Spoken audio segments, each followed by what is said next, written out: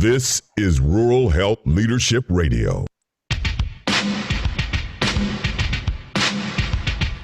Hi, everybody. I am your host, Dr. Bill Oxier, and welcome to this special episode of Rural Health Leadership Radio. Today, I'm honored to introduce as our guest Amanda Sewell. Amanda is Manager of Strategic Partnerships with CME Outfitters. Welcome to Rural Health Leadership Radio, Amanda. Thank you. So tell us about yourself. Who is Amanda Sewell? What's your story? I help organizations from private medical practices and public agencies, along with international groups and specialty societies, to accredit their educational activities. CME Outfitters has provided CME and CE credit for the educational activities of more than 75 joint providers and completed hundreds of activities with these partners, in addition to the activities we do directly. My focus is on our joint provider relationships and how to build them and develop them. Okay. Thank you for filling us in on that. So you've chosen a career in healthcare. You're on the industry side of that, but why did you decide to pursue a career in healthcare? Everybody wants to help your fellow human and animals. I love them too. But Yes. I think when I completed my MBA and I had some accreditation experience with the Neuroscience Education Institute, it naturally led me into going to the Annenberg Center for Health Sciences, and then my move to CME Outfitters, where they produce really high quality, impactful CME. I've seen firsthand the impact that CME can have on the outcomes for patients. And that's why I want to make sure that other organizations that offer education that's not necessarily accredited, but is, very useful for their participants, can take it to the next level and offer accreditation and CME credits or CNE credits for their participants. And with healthcare systems, clinicians, and patients seeking education and resources, we really have a lot of good information through our live and enduring CME activities that can be distributed through our partnerships and distribution channels. Okay. Very good. So that explains why you chose to go into healthcare and be in the CME world and everything, but why focus on rural health?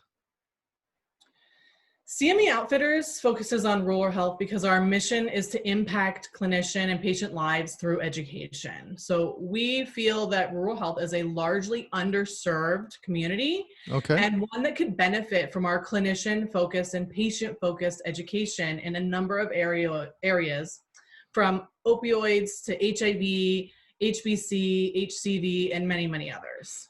Not just the H letter words. No. Not Okay. words. All right. So can you give us an overview of who CME Outfitters is and who you serve? CME Outfitters is a medical education communications company. Okay, so we develop and distribute live, recorded, and web-based activities that are outcomes and evidence-based. Okay. We distribute these activities to thousands of clinicians every year, and we offer expert accreditation and outcome services for non-accredited organizations. So we focus on delivering education to specialty audiences, including rural health providers, with a strong expertise in neuroscience, inflammatory, infectious, and autoimmune diseases, and cardiovascular disease. So it sounds like you create your own content, curricular content as well then. Yes. Gotcha. Okay. Yeah, we do both directly certified activities, which are things that we create in-house. I see. And jointly provided activities that are things that we do with a non-accredited partner to help them distribute their education. Okay, great. Thanks for clarifying that. So, the COVID-19 pandemic has turned everybody's world upside down. I'm guessing it's no different with CME Outfitters. What's been the impact for you guys? It is not different. We have transitioned all of our live in-person medical meetings to a virtual symposia. Okay. So our virtual symposia are not just videotaped interviews with faculty, but live conversations with experts from wherever they may be. They include interactivity, that things like polling, live faculty Q&A, as well as immersive technology like 3D animations and augmented reality. Okay. And you just do that, like if I were attending one of those type of classes, I would just like plug into my laptop and dial in, so to speak. Essentially, yes. There's a link, of course. Of You would course. click the link, it asks you to sign in, and the system that we use presents everything to you directly. You don't have to do anything. Okay.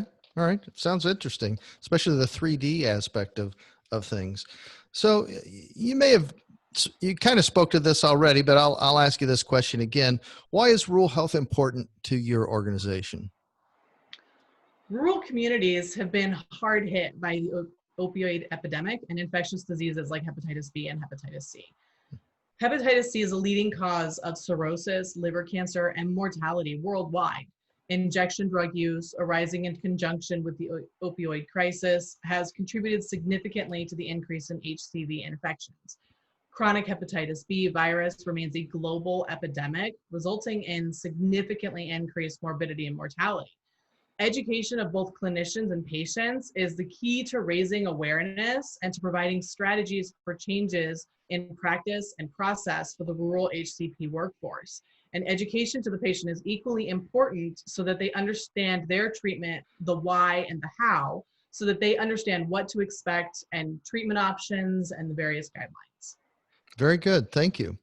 So if uh, from the way I understand this, so if a group of physicians at a couple of different rural hospitals, they're wanting to put on a program, but they didn't have the ability to provide continuing education credits for that, they might look for an outside source like you, right?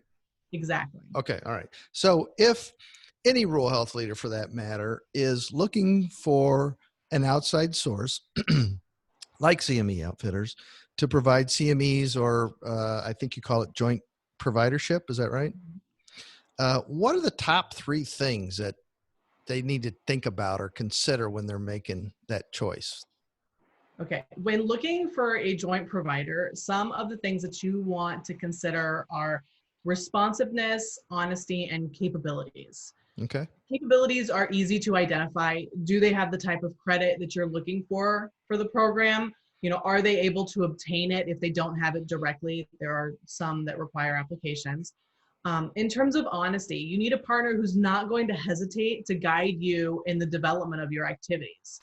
Not all ideas are appropriate to turn into accredited CME activities, and you need an honest partner to evaluate what your goals are and really help you to accomplish them. And then lastly, with responsiveness, it's really the number one consideration.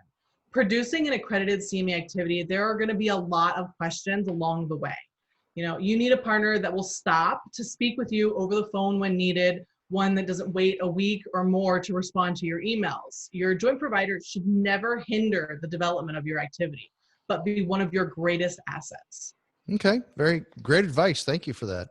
So what are some of the best practices that you've seen some top rural health leaders embrace around CME activities or the joint providership concept?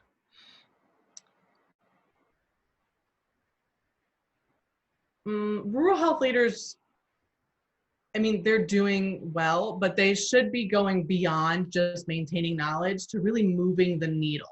Okay. Now, at this point, is the time to take advantage of all the virtual CME that's out there, the live and enduring CME, and that can really fill the voids that the systems have within their own data. So there are a lot of free data-driven and accredited CME opportunities, and during COVID right now is the perfect opportunity to take advantage of them. Yeah, I'm sure there are because everything is virtual these days. That's for sure. So does the CME provider that you choose really matter? What does set one organization apart from another that offers a similar service to yours? Okay. The choice of a CME provider absolutely matters. Each CME provider offers accredited education, Okay. but the educational level, the topics, the formats, and the credit types offered vary from provider to provider. So as a learner, you want to find a provider whose education is rigorous but relevant to actual practice, with formats that keep you engaged throughout the activity. And at the end of the day, the information that is learned is obviously very important, but gaining insights and expertise about how to apply that knowledge and evidence to practice is where patient outcomes can really be optimized. Excellent. So, Amanda, you have been a part of educating healthcare workers in rural America for some time now. So you have a good perspective. So I got two questions for you. What scares you the most and what excites you the most about the future? So let's start with the scary question. What scares you the most about the future of rural health? It really is in regards to the opioid epidemic Okay. for me personally. Um, The data and trends illustrate that the impact of opioids on the US and our communities are really staggering.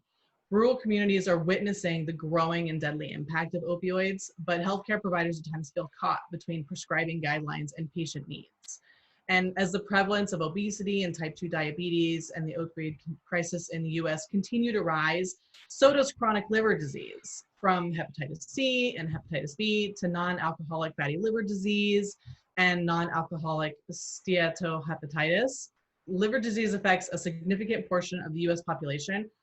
Furthermore, the rising number of patients who are obese and have diabetes have resulted in an increased prevalence of non-alcoholic fatty liver disease, which may progress to NASH in a large number of patients. So that's why we feel that education of both clinicians and patients is most important for rural health. So Interesting. So that's what scares you. What excites you the most about the future of rural health? the possibilities are really endless. So we have to impact patient and clinician lives, and for rural hospitals and clinics to educate their clinicians and patients. They have so many choices and they have the data on hand to really make changes and to be able to apply that and put a program out that really changes patient outcomes, and being able to follow it in some of these smaller communities is extremely exciting. Absolutely. So, Amanda, I got so excited at the beginning of our conversation learning about your company, CME Outfitters, that I saved a question about leadership toward the end here. So, after all, the name of this program is Rural Health Leadership Radio. It sounds like CME Outfitters is providing a great deal of leadership when it comes to education in rural health. But what's your definition of leadership? I mean, we do strive for leadership. So, our definition of leadership is the action of leading a group of people or an organization. So, at CME Outfitters, we do strive to be a leader in the field of continuing medical education. We continually seek to improve our activities and practices while maintaining the quality of our activities. And we do this for both our directly provided and our jointly provided activities. We really have a strong emphasis on the outcomes so that we can see where we did well and where we can improve. And we try to incorporate, any of those needs that we find into our future development so that we continue to grow. Excellent. Thank you. And it sounds like you're doing that. So very much appreciated. So, Amanda, the time has flown by quickly. We've covered a lot of territory in our conversation. If our listeners only take one thing away from our conversation today, what should that be? You should just keep in mind that CME Outfitters as a company, we deliver high quality, interactive, innovative, science and data-driven education. Whether you're looking for education or looking to hold education, you can count on us to deliver. Amanda Sewell, Manager of Strategic Partnerships with CME Outfitters. Thank you so much for being here, for sharing your knowledge and expertise with us here today. Thank you. If you'd like to connect with Amanda, you can find her contact information in the notes below, and you can learn more about CME Outfitters by visiting their website. It's pretty simple, cmeoutfitters.com. And if all else fails, you can reach out to me. I'll be glad to put you in touch with Amanda. If you would like to learn more about Rural Health Leadership Radio, hey, do you have a smartphone? Well, check out the podcast app on there because you can just simply look it up, Rural Health Leadership Radio, or you can also visit our website at rhlradio.com. Now, if you enjoyed this episode of Rural Health Leadership Radio, or you know someone who might benefit from what Amanda was talking about and the services that CME Outfitters provide, please share. We are all here to serve you. Until next time, let's keep working to improve rural health, one conversation at a time.